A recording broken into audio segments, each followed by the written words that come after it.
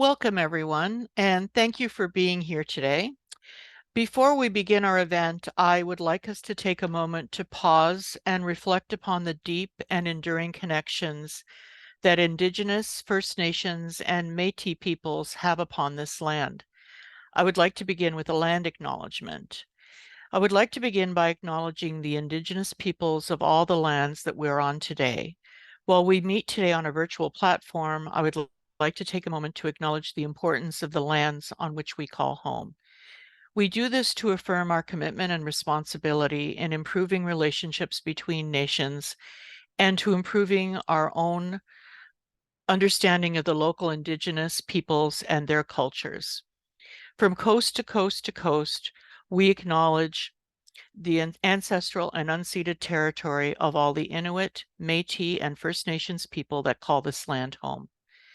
Please join me in a moment of reflection to acknowledge the harms and mistakes of the past and to consider how we are and can each in our own way try to move forward in a spirit of reconciliation and collaboration.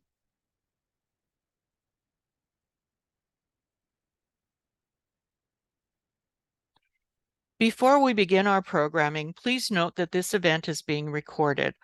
All attendees will be muted throughout the event. And now I'd like to introduce Sherry Shannon Vanstone, the President and CEO of Profound Impact. Thank you, Adele. Welcome to Profound Impact.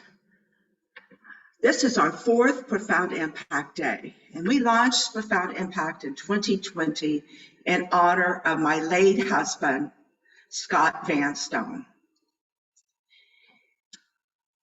Dr. Scott Vanstone was quite a tremendous impact, both globally and locally, as a leading researcher in cryptography and an entrepreneur. Now, Profound Impact Day celebrates the world's diverse leaders and changemakers who are leaving their mark on the global community through their initiatives, influence, and impact. I'm so pleased to have you with us today. We have plenty planned for you in the next hour and a half. First up is a discussion moderated by Cheryl Petrosevic, one of the team members at Profound Impact. She will discuss the importance of industry partners for obtaining research funding with both Ben Rogers of Seneca Polytechnique and Martha Breidup of State of Science. And she will also introduce you to Research Impact, our AI-powered tool offering targeted and timely grant matching opportunities. Next, we will see short video messages from our Impactful Action Award finalists. Then I will announce the winners of this year's awards. I'm excited to honor not one, but two winners this year, one young leader and one for their lifetime achievement. Our 2023 winners will then take part in a fireside chat with past winners, Dr. Feridun Hamdullahpur and Kehkashan Basu Masters of Science in Management. Please join me in welcoming Cheryl, Ben, and Martha. Over to you, Cheryl. Thank you, Sherry. Please note you'll have the opportunity to submit text questions to today's presenters by typing your questions into the questions pane of the control panel. You may send your questions at any time during the presentation. We will collect these and address them at the end of the presentations. Last year marked the launch of Research Impact, the AI-powered matching tool that provides automatic, targeted, and timely grant matching. This year, 2023, Profound Impact announces the launch of the Industry Matching, an exciting new feature for Research Impact. With the addition of Industry Matching to academic researchers and grant opportunity matching, Research Impact is more robust and valuable than ever. In Research Impact's dashboard, you can see researcher area of focus, funding matches, and grant deadlines. And you can also view industry projects that are not open to the public. This makes it easier than ever to find an industry partner for your grant applications, and it's a great way for companies to find the perfect research or academic partner for their projects. To test Research Impact's usefulness, we worked with several academic institutions to evaluate our product's usability and value. Seneca Polytechnic was one of the first to sign with us on this journey. I'm pleased to introduce Ben Rogers, Dean of Seneca Innovation, to the session. Ben will introduce Seneca Polytechnic to you and talk about why they engaged with Profound Impact. Ben has primary accountability for facilitating and growing a culture of innovation at Seneca. He is responsible for building and aligning the mission, vision, and strategic directions for Seneca Innovation with Seneca's overall strategic direction and priorities. He leads collaborative efforts with Seneca faculties and departments to execute the mission, and as Dean of Seneca Innovation is responsible for developing and nurturing relationships with innovation ecosystem, including all levels of government and their agencies, national and provincial college and polytechnic associations, other post-secondary institutions, and strategic partners. Wow. Please welcome Ben Rogers as he introduces Seneca Polytechnic and Seneca Innovation. Thank you, Cheryl. I'd like to start by thanking Profound Impact for including Seneca in this exciting afternoon of discussion and celebration of changemakers and global research impact. You can see Seneca's logo here, Seneca Polytechnic. You may ask, what is a polytechnic? So it's a post-secondary institution offering advanced technical education. And Seneca provides a wide range of learning opportunities, including degrees, diplomas, and certificates in niche, emerging, and applied fields, with the goal of providing an education that delivers career-ready and world-ready graduates for the workplaces of today and tomorrow. Next slide, please. Research at polytechnics focuses on the same goal, career and world-ready graduates. And as a result, unlike universities, we don't have research labs focusing on fundamental research. Instead, we focus our efforts on a concept called applied research. And applied research is a research methodology that solves real-world industry-driven problems. Leveraging grant funding from federal, provincial, and internal sources, students and faculty work together with industry and community partners to solve practical solutions for the partner. So partner organizations benefit from funding, equipment, and facilities that the college has access to or the Polytechnic has access to, and enhance existing products and technology, find and test new market applications, or demonstrate product effectiveness. So really importantly is that industry and community partners benefit from identifying talent in the students as potential employees. Students gain work experience in their area of study and gain R&D experience, and faculty benefit by applying their skills and knowledge in a new way and potentially bringing that knowledge back into the classroom. Next slide, please. So this figure is taken from the Colleges and Institutes Canada National Survey of Applied Research, and it shows that colleges and polytechnics carry out research in a broad range of sectors. Importantly, on the left-hand side, you can see that the majority of research partners are small and medium-sized enterprises, which have innovative products and services. These organizations can benefit from partnered research to advance their businesses. Next slide. A few notable facts about college and polytechnic applied research can help your understanding of why institutions like Seneca Polytechnic might benefit from research impact. Almost all grants available to us require an industry or community partner. Also, the Applied Research Office itself is responsible for business development to build a research activity pipeline, although some partnerships do come from faculty. Faculty at colleges and polytechnics are primarily there to teach, and we second them to do research.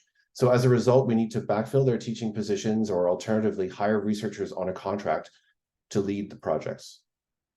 We uniquely provide paid research experiences for undergraduate students, and we typically assign rights to IP developed during projects to the partner, royalty-free. So our view is that we're enhancing existing technology rather than developing new innovations. And this is particularly favorable to the majority of our SME partner base. Much like everybody else, it seems like national growth in applied research capacity is not being met by growth in federal funding allocations. Next slide, please. Over the next couple of slides, I'll explain Seneca's research capacity and focus to set some context for our discussion. So first, you can see that last year, we worked on 50 applied research projects with different partners. We had 34 principal investigators and various subject matter experts, over 100 research assistants, and we brought in $4 million in external funding to cover the cost of this research and infrastructure costs related to research. Next slide, please. So last year saw the solidification of our Centers for Innovation framework, which was launched in 2022, with additional funding for 3 of our centers for innovation, and the vast majority of applied research projects fitting into at least one center. With the exception of the Life Sciences Center, which has a dedicated applied research lab, the centers operate virtually and provide Seneca with a business development tool to demonstrate our expertise to industry partners.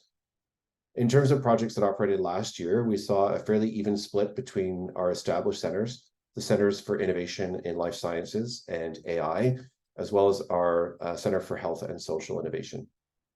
And last year also saw the emergence of a new Center for Innovation in Microfarming, which we plan to formalize later this year. We've worked on a number of applied research projects in advanced farming technology, community farming, and circular agriculture. So our research enterprise, as you can see, is constantly evolving. We're a large institution with a broad range of expertise, from design to business strategy to nursing. So the 17% other, which you can see at the bottom, includes projects that may lead to a new Center for Innovation in the future. That concludes my slides. Thank you. Wow. Thanks, Ben. That was a great overview of Seneca, and I really appreciate the insight into the school. I have a couple of questions for you, and I'm wondering if you can maybe comment a little bit about what intrigued you about working with Profound Impact. Sure. So I first learned about Profound Impact after one of Seneca's governors kind of serendipitously met Sherry on a plane. And I understand that Sherry explained research impact and the work that you were doing with universities, which led to a conversation about how colleges and polytechnics could benefit from the same platform. So the last bullet I mentioned on my slide about applied research and polytechnics describes the limitation of federal funding from the federal government and other levels of government, specifically for applied research, while the interest in and capacity for applied research amongst our polytechnics in this country is growing. So as a result, to continue to be competitive, Seneca's applied research team is constantly looking for new and alternative sources of funding. And I saw an opportunity in research impact to match our expertise and our centers for innovation and their respective principal investigators with new grants from outside of the Tri-Council of Funders in Canada.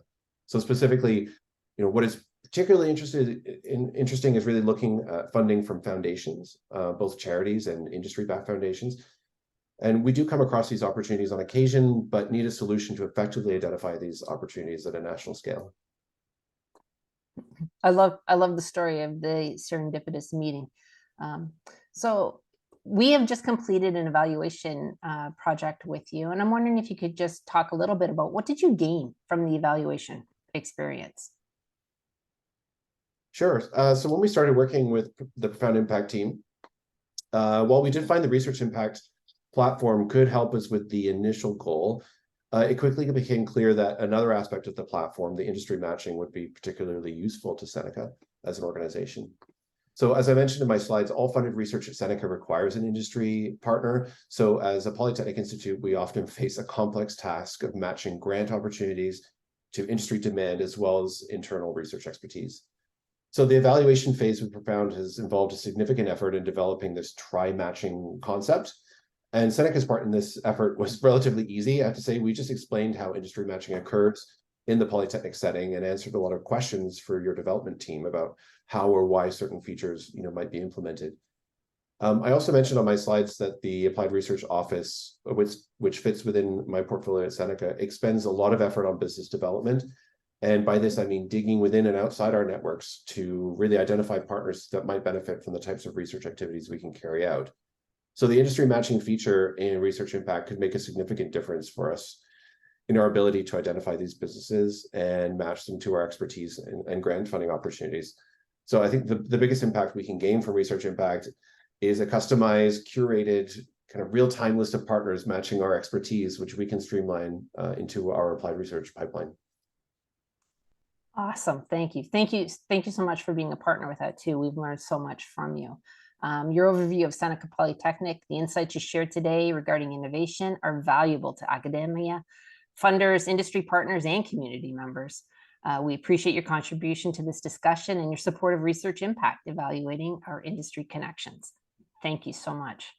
And speaking of industry connections, please join me in welcoming Martha Breithaupt of the State of Science to the discussion. Martha is the Senior Business Executive, Board Director, and founder of SOS, the State of Science, which is on a mission to educate and praise and raise awareness for the innovative and leading edge research and industrial capacity we have here in Canada.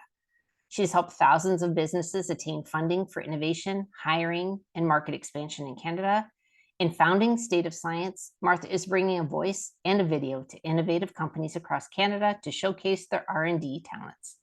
As an advisor to Profound Impact, she's here to share Canada's industrial R&D landscape as a recognized thought leader on innovation in Canada, having spoken for organizations including the Toronto Board of Trade, Communitech, and Business News Network. Welcome, Martha. Thank you, Cheryl. It's so great to join today and be part of Profound Impact Day. And so just a little bit of history, but at the beginning of 2023, Profound Impact designed and delivered a survey to understand the landscape of grant funding and R&D partnership opportunities that were currently available in Canada. We asked post-secondary institutions across the country to weigh in on the state of science and research, and they came back to us with a really clear response that the #1 most common challenge faced by academic research offices today is matching. And so it's matching to those timelines with researchers, offers, stakeholders, and grants. And so this is the literal challenge that Research Impact solves, and that I think we heard Ben kind of speak at length on, which is just amazing to hear. Bringing in that industry stakeholder piece to the equation, when we're talking about industry, what is the typical process that Canadian business would undertake to start development of new projects or go through product research? Oh, that's a great question. So I would say that this really tends to be organic to the company. So many Canadian businesses have planned projects of R&D with defined timelines, budgets, and outcomes, but many would also have very immediate technological issues that need solving. And so I'd say that these could be everything from shop floor production issues that need R&D to fix, or new product ideas to stay ahead of competition. And access to talent to make those projects happen is really, really hard to find. Do you mean access to talented researchers? How would industry currently go about finding talent in a university, college, or academic setting? So I would say industry clients have a lot of options right now. And I would say that's those options that are a little overwhelming for access. And so if a business person today in Canada has an idea but needs that technical assistance to bring that product idea to market, they may go to government. So all 3 levels of government do have different mechanisms that would assist business at different stages of development and support them in that way. They may also go to associations or advisors that would support different fields of research and ask for guidance, contacts, networks. They may ask their peers or suppliers. They might just go to the universities or colleges directly. But all of those different ways make it very, very hard for an industry client to find that right match. And as you can kind of tell, it takes a very long time. And so again, I would say that that's really the problem that the Research Impact tool solves. And it's going to make such a difference in our tech ecosystem to bring academia with industry together to really advance these products and processes. Wow. And making that match, you also mentioned immediate R&D needs. What do you mean by that?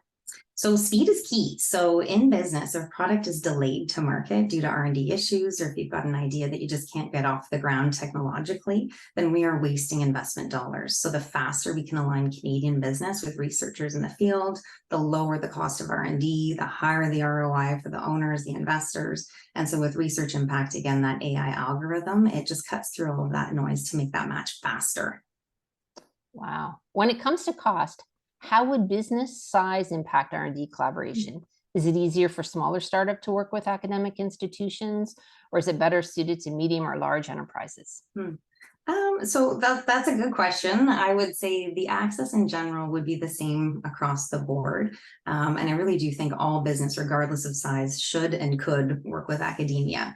So I would say academic researchers, the big benefit, they would have access to funding pools that for-profit businesses just really don't even have.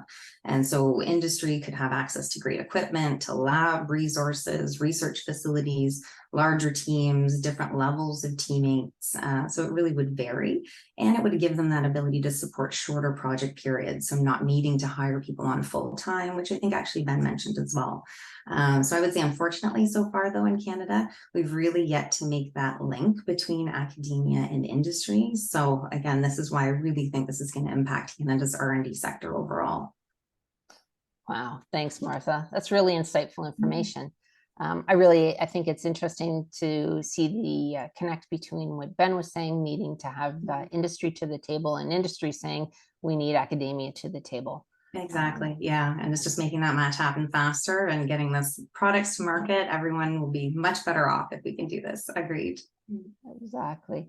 You know what? I think I've got like just a couple of questions, just maybe one for you, Martha, and maybe one for you, Ben. And I'm wondering, Martha, can you talk about like how easy it would be for a business to use research impact? Oh, yeah. So my industry clients for onboarding, essentially it's just an intake profile, and then they actually get the matches automatically in their inbox. So it's very, very simple, very straightforward. And that AI tool just makes it happen automatically, which is just great. And Ben, I'm wondering if you could talk a little bit about what makes a good industry collaborator for you. Like what would be like the perfect match? How could industry work best with you? Yeah, it's a great question. And as Martha mentioned, so we can work with all types of businesses.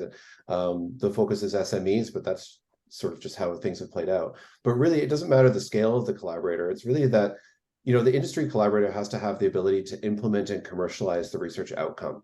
So typically this means that they have to be of a sufficient size and level of funding or revenue to actually apply the knowledge gained. But more importantly, partners need to be able to clearly define what the task is that they want to achieve and what their critical issues are and what kind of solutions can be implemented.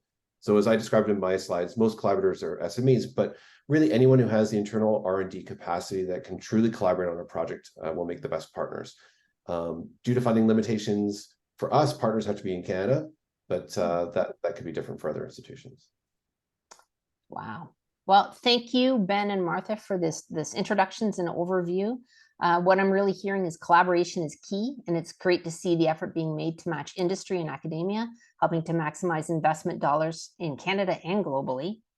And you as attendees, if you want more information about Profound Impact's research impact product for your institution or workplace, please click on the QR code or visit the link provided to register for a personalized demonstration. And now, what you've been waiting for, the Impactful Actions Award winners. Back to you, Sherry. Thank you for that excellent discussion and introducing research impact to the audience today. The tool that actively matches industry to best fit research and academic institutions and grant opportunities. And as Cheryl says, anyone who would like to learn more about research impact can contact our sales team using the QR code or going to our website, profoundimpact.com. Next up, I am delighted to turn to the Impactful Actions Award presentation. We received so many inspiring nominations this year, and I want to thank you, to everyone who took the time to share these incredible stories by either nominating yourself or someone else. It's always a challenge to pick our winners, and this year we're looking forward to celebrating 2 winners for the first time ever. Now, the finalists for the Young Leader category are Lei Zachary Bercy, Hui Huang Hoe, and Tabitha Laverty. Before we announce the winners, we have a short video from our Young Leader finalists on what the nomination means to them.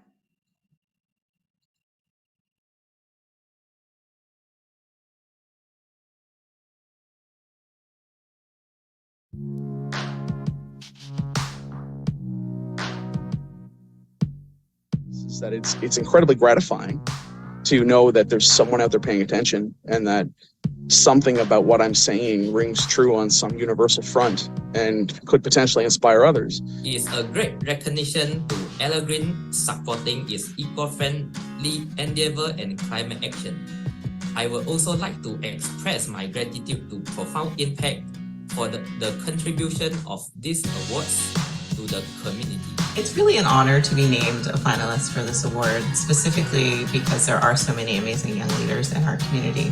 But also when it's focused on impact, it really means so much more because it's not just about the day-to-day work that you do, it's about what the impact of that work is and the difference that it's making in the community.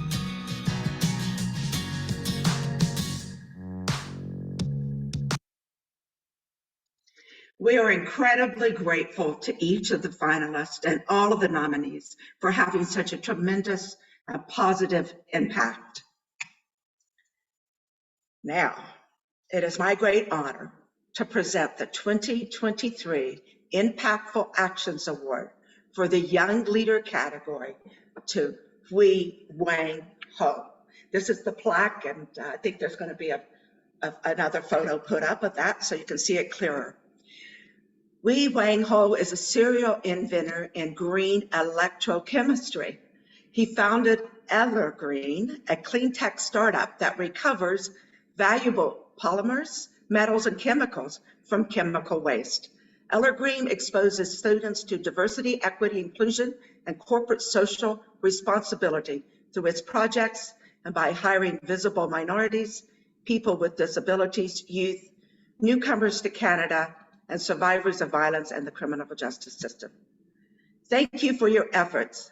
I am thrilled to name you the inaugural Young Leader for the Impactful Actions Award. So, first, Evergreen and I would like to thank Profound Impact's contribution to the community for organizing these awards and events. This is truly profound and impactful actions. As key differentiator, Evergreen invented unique electrochemical reactor of moving electrode against stationary blade to continuously harvest solid products. This facilitates pollutant conversions, including carbon dioxide, tailings, and petrochemical waste into valuable metals, polymers, and feedstocks.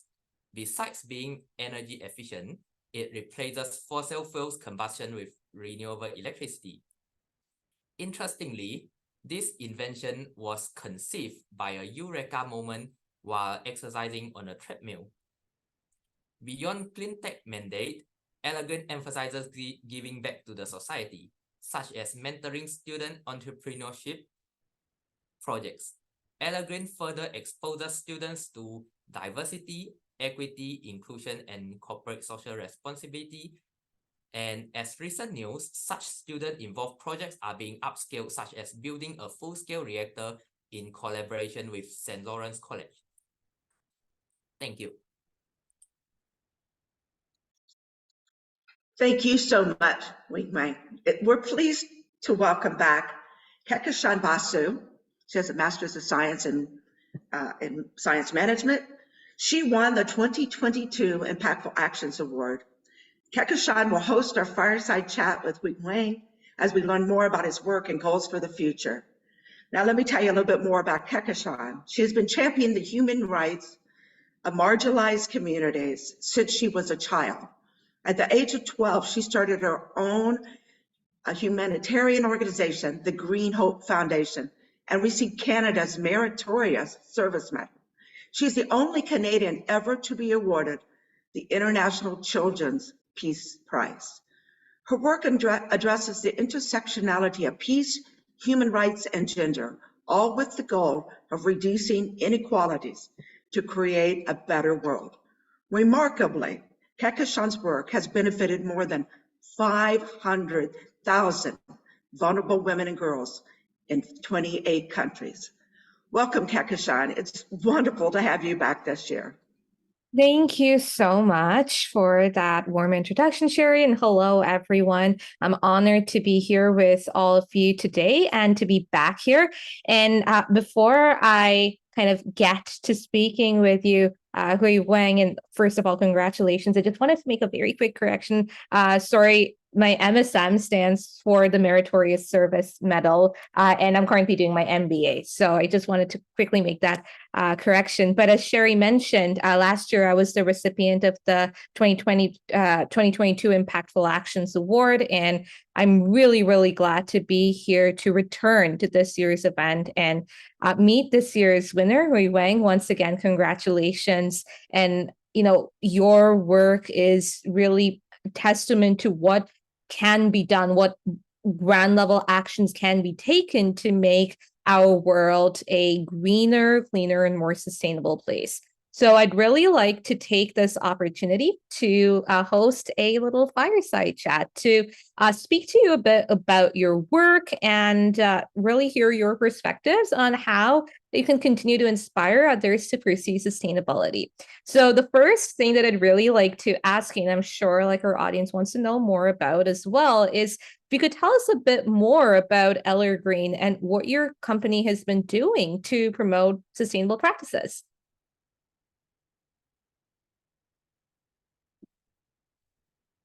You're on mute. Thank you, Kehkashan. So, as a clean tech company, sustainable practices are at the very core of Evergreen, resonating its slogan, electrification done green. So, Evergreen uses its novel electrochemical technology to produce valuable products like metals, polymers, and feedstocks from waste and renewable electricity.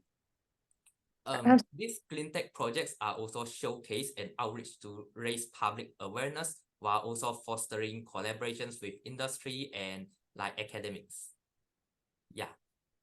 Yeah, thank you so much for sharing that. And that's just so interesting because obviously the whole cycle of generating renewable energy, people kind of forget about the fact that, there's so many different facets involved and you're kind of focusing on really making it clean, renewable energy. So that's really, really great to hear. So the next thing that I really wanted to know was, how do you and your company work to give back?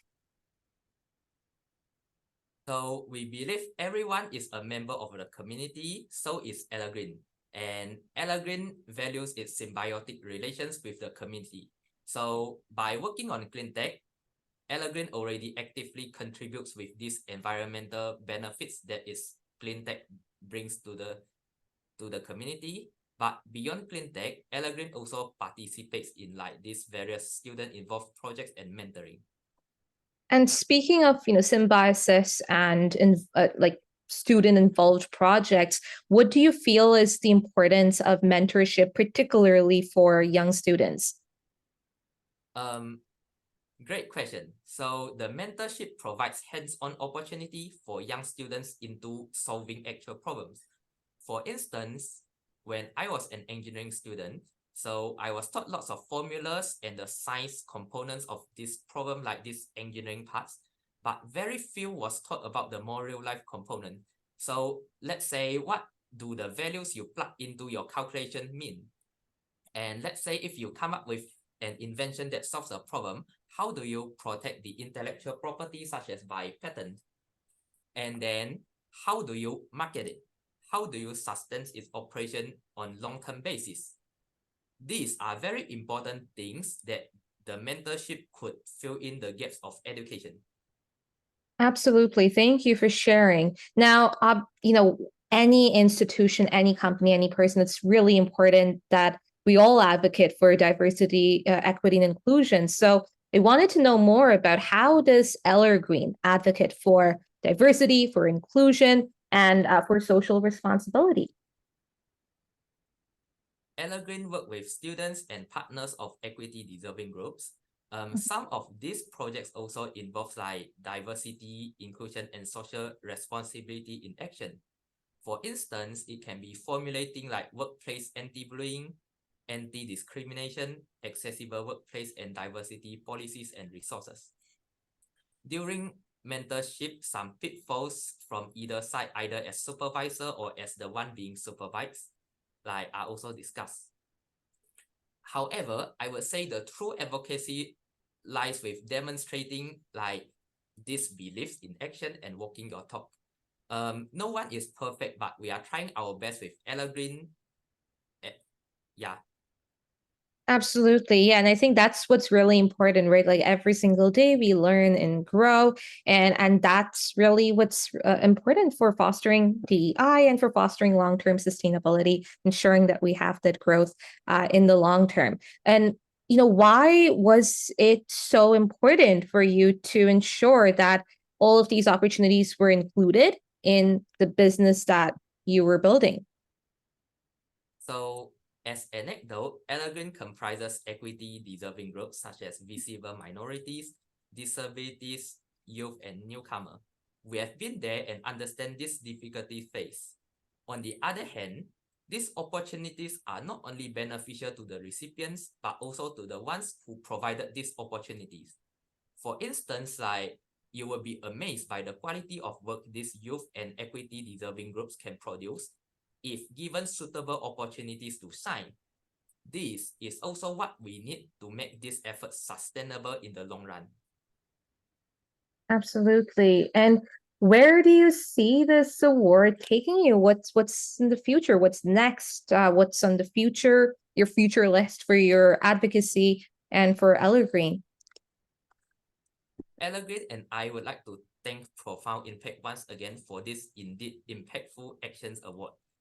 We see this award as recognition and opportunity to continue and expand our work further. Such award is also a great encouragement not only to Evergreen but also to others in the community on their own work to strive towards their own advocacy, eco-friendly and other benefits to the community. Finally, I would also like to take this award today as an opportunity to welcome collaboration with Profound Impacts and others in the community into our next step. An example can be collaboration supported by Research Impact, the AI-powered matching tool for expanded partners and grant matchings related to Evergreen projects. Absolutely. Yeah. Thank you for sharing that. And, your work is very, very inspiring, and particularly speaking as someone working to harness clean energy for social good, it's just so heartening to always see people within the space actually taking actions for sustainable development. But I just, there's so many people who inspire us on a daily basis, so many experiences that inspire us. So what I do want to know is who or what inspires you and why? So I was born in Malaysia, a tropical country in Southeast Asia. Growing up, I experienced the effects of climate change as ever-rising temperature. And yeah, I happened to demonstrate some talent for winning chemistry and physics competition. And I figured I could use what I'm good at to solve difficult problems. Hence, I studied chemical engineering and learned doing clean tech research, and then this journey began. During my journey, I happened to accumulate stellar reviews from students while being a teaching assistant. Such teaching and mentoring expertise that gained turned out to be an asset dealing with student-involved projects and mentorship later on. Inspirations were also drawn from daily life. For instance, this conveyor belt-looking reactor was invented by a eureka moment while running on a treadmill. Yeah, thank you so much for sharing that. And what I really love is the fact that you used your area of expertise to bringing that into the clean tech space and sustainability space. And I think that's really one of the best parts about renewable energy, clean tech, and sustainability, that really anyone can kind of bring in their own unique expertise and put it to good use. And your work is really testament to that. And it's just so inspiring to learn more about it. And I'm really glad we were able to have this discussion where we were all able to learn more about what inspires you, the work that you do, and what the future holds for you. So congratulations once again. And I am really, really looking forward to seeing where your work takes you next. So congratulations once again, and back to you, Sherry.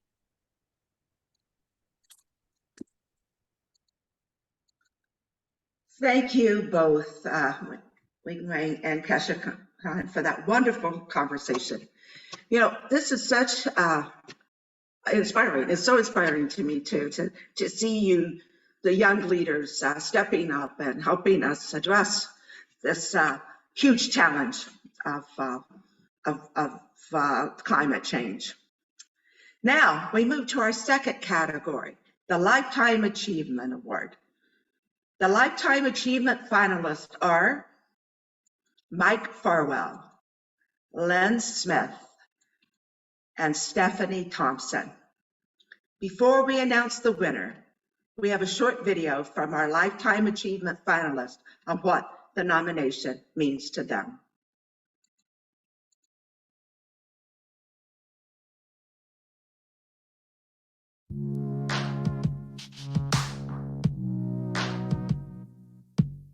I am indescribably flattered by this nomination, not to mention humbled, and knowing that it comes from Profound Impact and the work that this organization does in our community makes it all that much more meaningful. I really can't put it into words without crying. I'm so honored. That needs even thought of me. It's still really surreal. I love the words around, having an impact and having something that's what you've given back to the community and to society. So I think there's a real importance for, the skills that anybody learns and builds, being able to create a place where you can pass that on to others.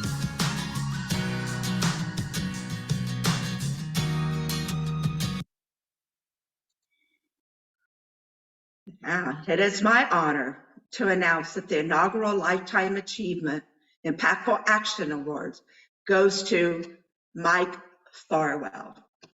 Now, Mike Farwell is known throughout the Kitchener-Waterloo community as a relentless community builder who turned his grief of losing two sisters to cystic fibrosis into the largest annual fundraiser for Cystic Fibrosis Canada, raising over $1.25 million of unrestricted funds supporting research, advocacy, and clinical care for Canadians living with cystic fibrosis. Between his day job at City News 570, his night job calling games for the Kitchener Rangers junior hockey team, and his philanthropic work with organizations across Waterloo region, Mike Farwell's name and voice are synonymous with leadership in the Waterloo region. In 2014, he began the Farwell for Hire fundraising campaign, which has raised more than $1.25 million for research to find a cure for cystic fibrosis. Congratulations, Mike. Over to you.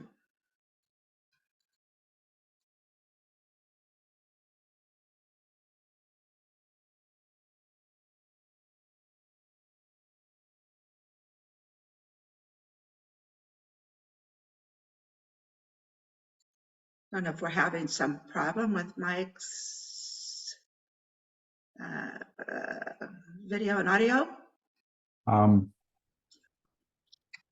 If I could step in, Sherry. Hi, everybody. It's okay. Feridun All right. Hamdullahpur. Well, let me turn.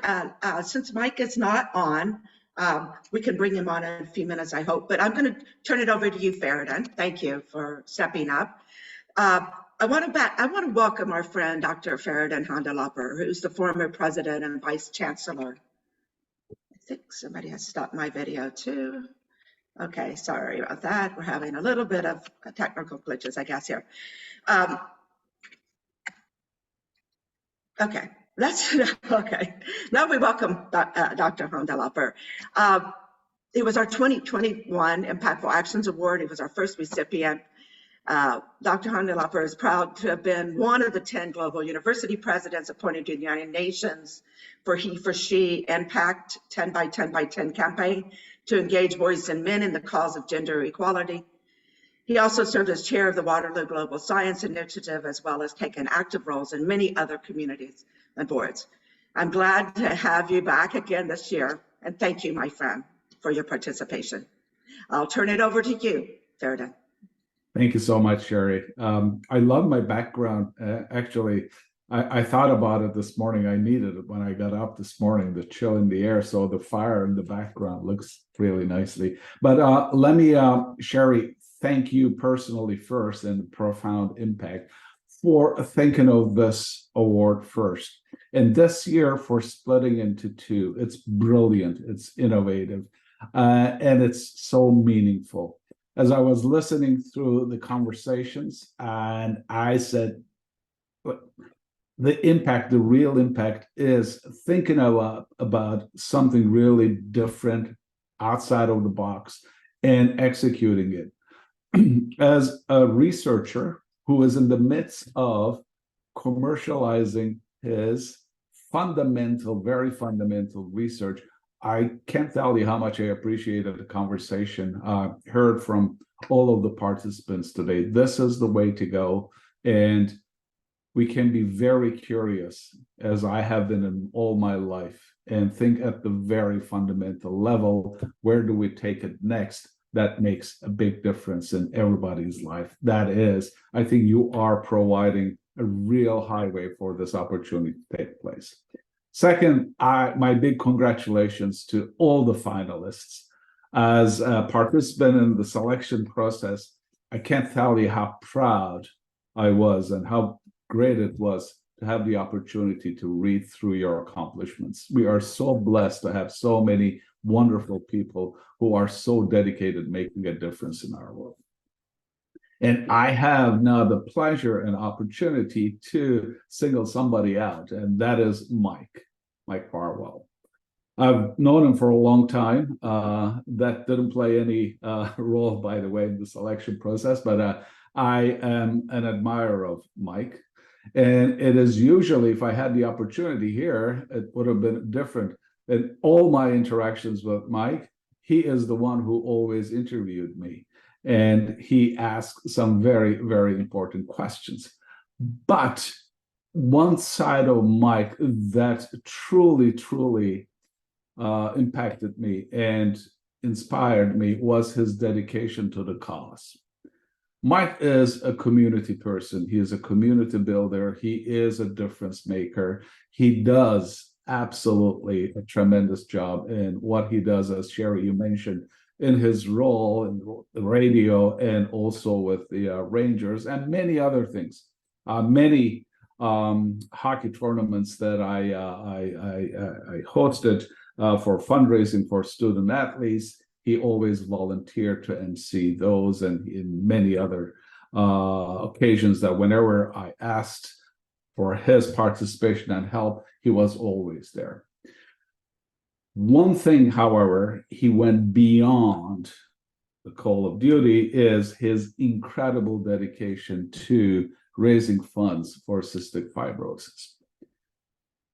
The funds are supposed to go for a research, hopefully, to add another layer, another step towards finding solutions. And Mike has been working tirelessly, as you said, since 2014, started fundraising.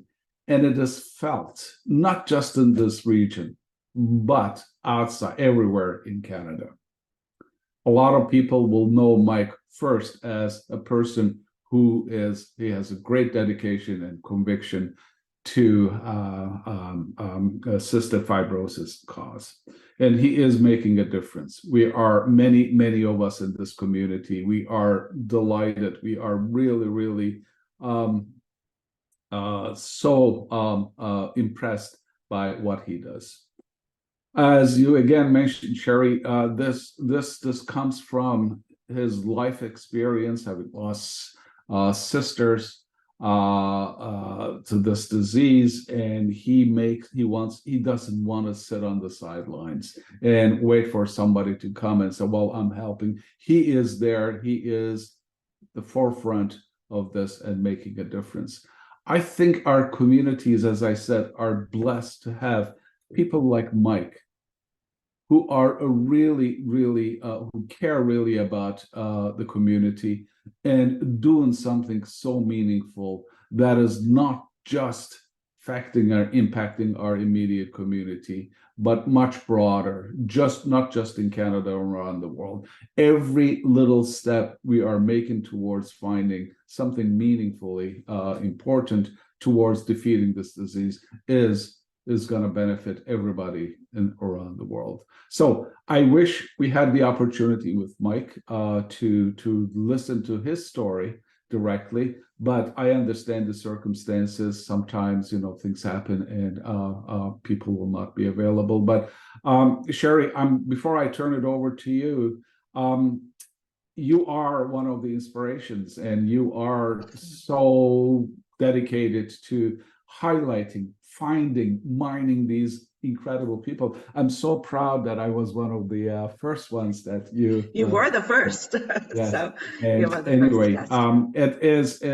It makes me very emotional, but very proud as to what we are doing, what we are involved in, and what it means to the whole world. Thank you, Sherry. Over to you. Thank you, Feridun. And before you leave us, we have a question for the audience, and this is a question they've asked of you. When you awarded this award 2 years ago, what were you most proud of when you heard about your own accomplishments? It's a big question, Sherry. It goes way back. And I think one of the biggest pleasures in life for me was sitting at the convocation stage and congratulating students who were receiving their degrees. Thinking that I had little tiny something invisible to do for their presence on that stage was the biggest award for me. It's just something that it's not me. I see the reflection of it in the students' eyes, and they say, well, this is my reward. Sherry, right now, I volunteered. I wanted to do it.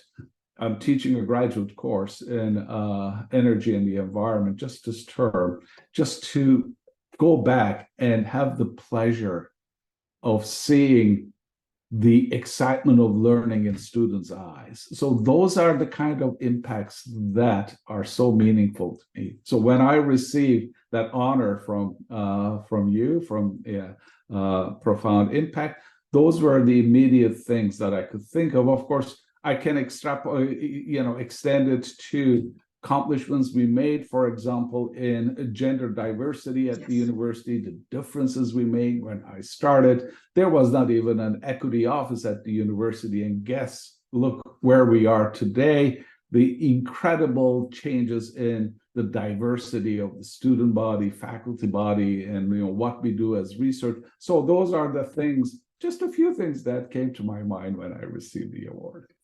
Wow, this is awesome. Thank you again, Feridun, for all that you've done for the University of Waterloo and the community in general, but also globally with the He for She and your activities for the 10 by 10 by 10. And I congratulations on being back in the classroom teaching. I think the students are very lucky to have you there. So I thank you again. I don't know if Mike has come on. I heard that he might be coming on soon. So if anybody could give me a heads up on that, that would be good.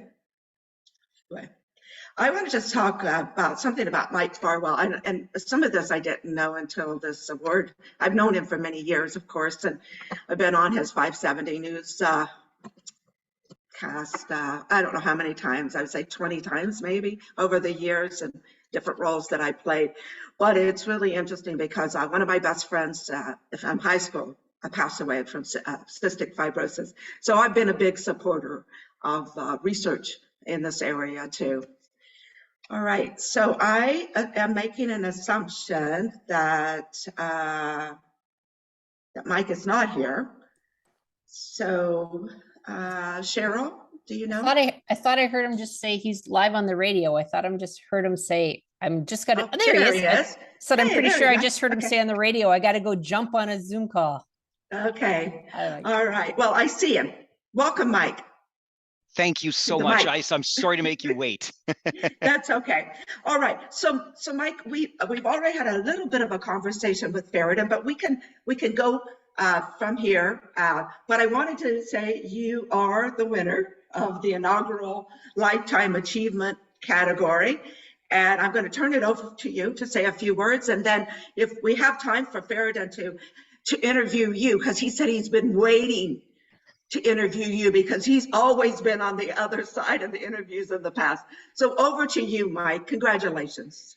Sherry, thank you so much. And Feridun, I'm going to keep you waiting as long as I can because I know how this goes, you see. After all the times I get to ask you the questions, this makes me so nervous. But thank you so much. And I apologize profusely for keeping you waiting. I was just finishing up a live portion of my radio show, and I'm able to join you here for something that is truly overwhelming to me. When I think about lifetime achievement, I think, and I certainly hope that I still have more of this lifetime to achieve some goals. But I'm overwhelmed and flattered and humbled to be presented with this award from an organization like Profound Impact that I admire so much. I was just speaking on my radio show with Sherry earlier this week, and I absolutely love the work that you do. So thank you from the bottom of my heart for presenting me with this award today. You're welcome. And I'm going to turn it over to Feridun now. Thank you. Hi, Mike. So good to see you. So good It's to very see good to you. see you, And sir. Thank you. congratulations. In your absence, I try to describe what you've been doing and, you know, your incredible presence in this community and beyond. But I think it will be great to hear from you in this journey that in addition to what you do for your day jobs, in plural, you have taken up this incredible cause. Just share with us what's been like for you, what has inspired you, and just tell us a little bit about the journey. Let's hear it directly from you. I think journey is the perfect word for this, Feridun, and I thank you for that. If I were to sum it up in a word, I would probably use emotional. This is something that I began, certainly the journey that led me to a deeper commitment to and involvement with my community, a commitment to fundraising on behalf of cystic fibrosis, comes from a very personal place for me.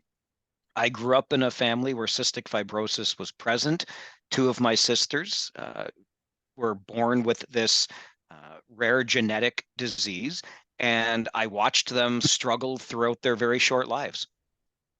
And as I watched them do that, and I was obviously right there by their side, and we lost them when I was just a young man. I was barely 20 years of age when both of my sisters passed. It left, to not be cliche considering where we're talking today, but it left a profound impact on me.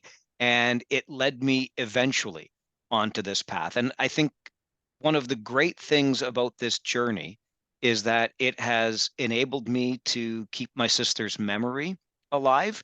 It has enabled me to keep them close to me and think about them often, which also comes with a bit of an emotional burden. But as I reflect back on this journey, and I've been given the opportunity to do that over the last number of days, I'm very grateful for it. And I've been carried along by this community to get where we are today. So that's how I would sum up the journey. It's been emotional, but I've had a ton of support to get me through to this point as well. Thank you, Mike. I believe, I mean, probably saying that it's been emotional, probably it's an understatement. I could, you know, understand. But there are people who choose, say, well, I lived through this experience, fate, and move on. Or there are people say, well, I'm going to do something about it. And you're one of those. You decided to do something about it. So Farwell for Hire is something that it's ingenious and it's great. Just tell us some of the exciting parts of your experience as you have started this campaign. I'm sure that there are many incredible stories with that, but share a few of them with us if you could. You again put it so perfectly, Feridun. I did decide that I was going to do something about it. And for that, I would again give credit to our community, because I had the opportunity to sit in a room one night and hear a brilliant master of ceremonies by the name of Neil Aitchison, who I'm sure many of you know. Feridun, I know you know Neil, and maybe we wouldn't call him brilliant all the time, because he can sometimes needle you pretty good, but I love Neil, as many of us do. And he said something on the stage that night. He said, community service is the rent we pay for the space we occupy. And it left an indelible impression on me. It was like a light bulb literally had gone off over my head. And I gave that some thought, and I tried to think about what ways that I could begin paying that rent on the space that I occupy. So that's what made me commit to doing more. The funny thing about it is, along the way, as I got more involved, that was many years before Farwell for Hire started. And Farwell for Hire was just, it was kind of a goofy idea that I had, and I wasn't sure if this thing would work or if I would be successful at it in any way. But I thought, what the heck, I'm just going to try this idea of raising money for the charity that is so near and dear to my heart. by offering services, my services, and there aren't, I don't have a lot of skill. I'm a pretty low skill guy. I talk on the radio for a living, and I can wash windows and wash cars and cut lawns, but I'm not building decks or installing HVAC equipment, let me tell you.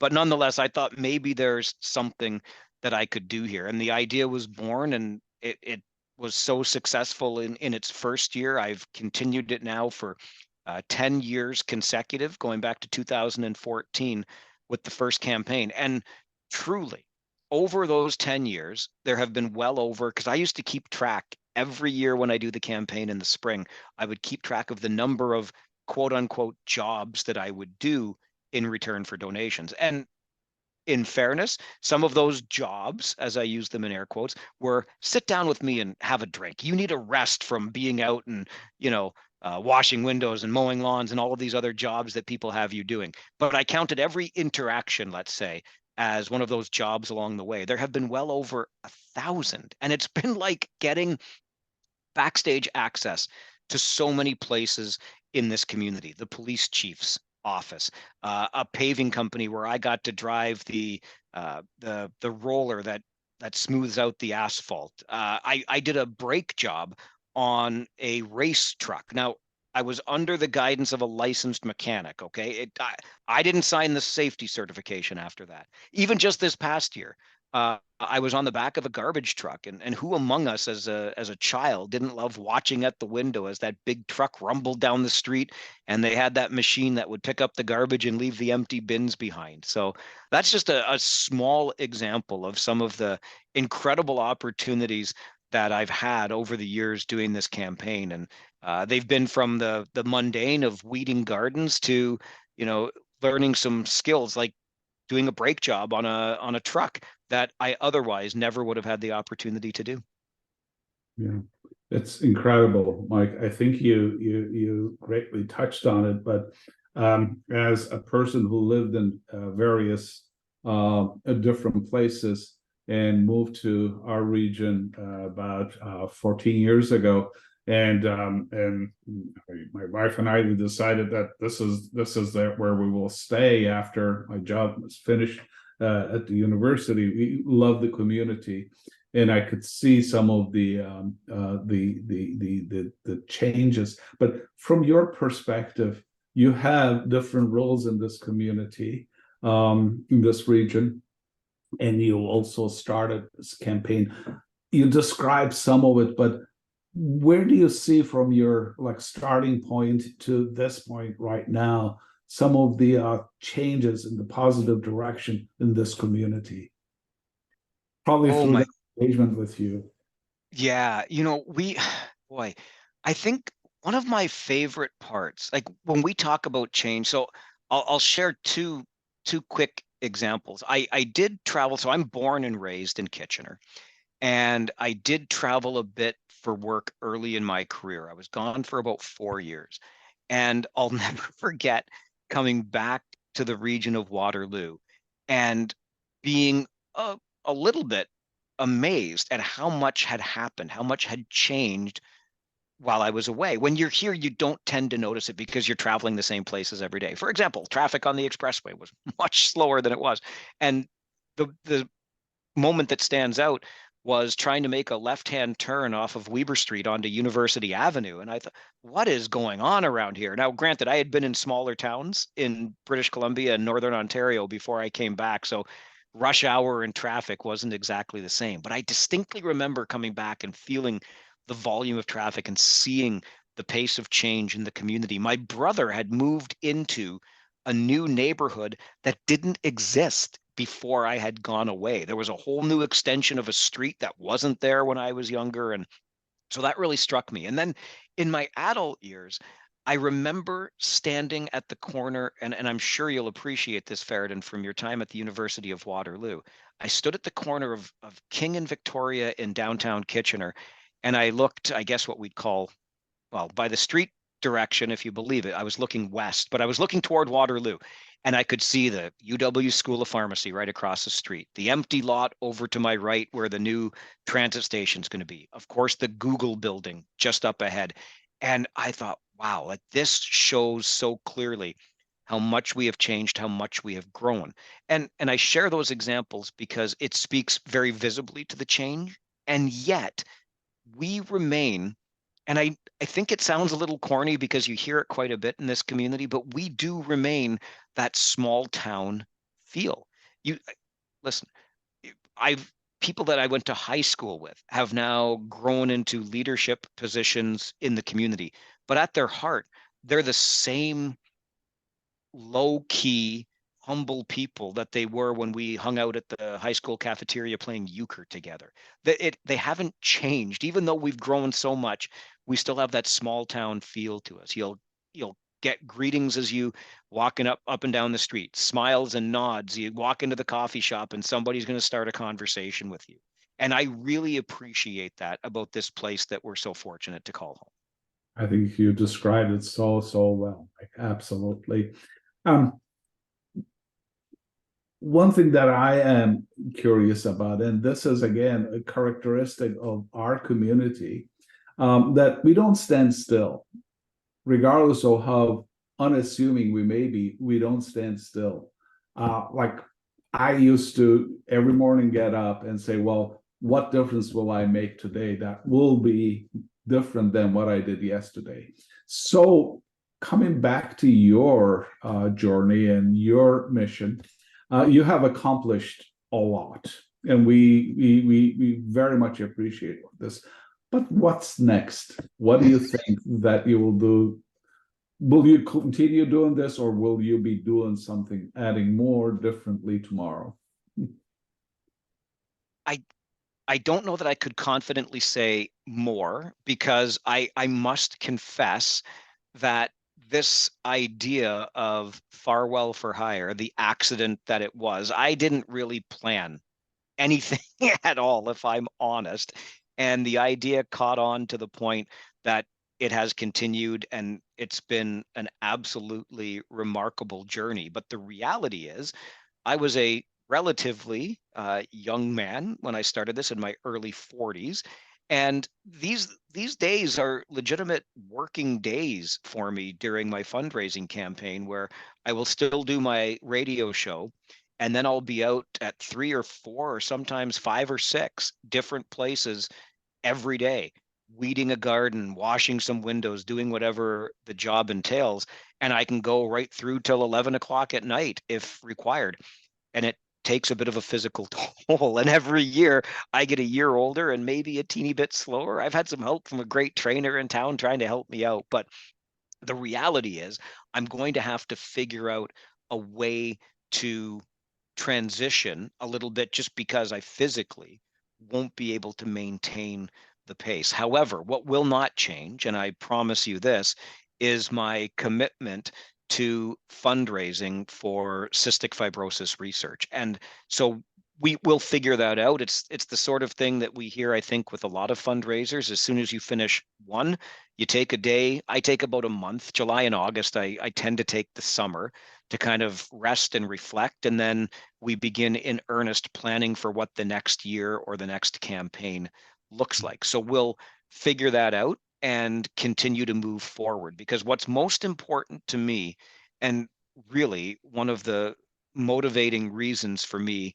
when this all began, was because I have been able to see firsthand what it's like to live with cystic fibrosis. Not that it afflicted me, but of course my sisters. I watched their struggles. I watched my parents try to cope with all of this. And so it was my commitment to the CF community that I wanted to do whatever I could to change outcomes for families that are still living with cystic fibrosis. And over the past 30 years, since my sisters passed, the progress in treatment for cystic fibrosis has been absolutely remarkable. Over the last 10 years of our Farwell for Hire efforts, we've seen that rapid pace of progress continue. And I'm so happy to see that. And frankly, it puts wind beneath my wings so that we can continue doing what we do, because we know that we're getting closer and closer to what for me remains the ultimate goal. And this is just me. people within Cystic Fibrosis Canada, they kind of tisk me when I say this because they're very cautious around the language. But I believe sincerely that we will see a cure for this in my lifetime. We have done such cutting edge research, much of it right here in Canada. As I said, the progress has been so fast that it makes you dizzy sometimes, and it makes me confident. I'm obviously not in the laboratories. I'm not a scientific director. I'm just a guy that wants to raise the money to help them do the work that they're doing. But I believe in what I've seen, and I think it's truly possible. So that really is the end goal for me. Whatever Farwell for Hire looks like in 2024 and beyond, we'll figure that out. But I'm not going to rest. I'm not going to stop. As long as I have an ability to contribute in some way, I'm going to continue doing that until we get the cure. And if we do achieve that goal, which I'm confident we can, I might find another project. I don't know. Or maybe I'll say, okay, I'm going to put my feet up or go rocking in this rocking chair a little bit. We'll see when that time comes. Probably not, Mike. Having raised funds, a lot of funds for students, for research, for a lot of things, every time I was able to get some funding for something, I became more hungry the next day because I could see that difference it was making. I just said, I can't stop. There is no stop here. And if I'm successful in getting funding for this, there was something else the next day. So I truly understand what you're saying. So Mike, I think before, and we can go on like this all afternoon, by the way, but it will be hugely unfair not to ask you about what you do as your day job, because we all benefit in this community having the pleasure of listening to your show and learning from it. It is very exciting, very lifting, and we learn a lot. How do you choose what to talk about and who to talk to? And just tell us a little bit about that part before we say goodbye to our audience. Well, I thank you very much for that. And in case you couldn't tell over these last many minutes, I do have that so-called gift of gab. I get it from my mother. We still laugh about it to this day. But I'm really lucky at the radio station where I am today, City News 570, because in all honesty, they basically handed me the keys and said, go and make this show what you want to make it. And as I reflect back, just this past summer, this past June, was 28 years in the radio industry for me. And I started out in music radio. I was going to be, intended fully to be a DJ and to play music. And along the way, I got involved in news, and that led to this real interest in talk radio. Even when I would dabble a little bit more in music radio, I listened to talk radio on my own time. So when this show became available to me back in 2017, I was so hungry. I couldn't wait to grasp it and then essentially do what I thought a talk show could or should do in this community. And my first order of business was to make our show as local as I possibly could, because I've said this so many times, and I'm sure the folks with us today understand this, but for me, as a local kid, and I mentioned before how we still have that small town feel, which I like, but sometimes I think we're humble to a fault. This is the 10th largest municipality where we live here in the region of Waterloo. It's the 10th largest municipality in the country. And sometimes I think we have to puff out our chests a little bit and boast about that and remind people that we're a major player on the national stage here in the region of Waterloo. So I promised my audience when I started that we would put a focus on these local issues, because what happens in this region really matters, and not just here, but beyond our own borders. So that was always my first order of business. If it's happening in the region of Waterloo, I want to make sure we talk about it.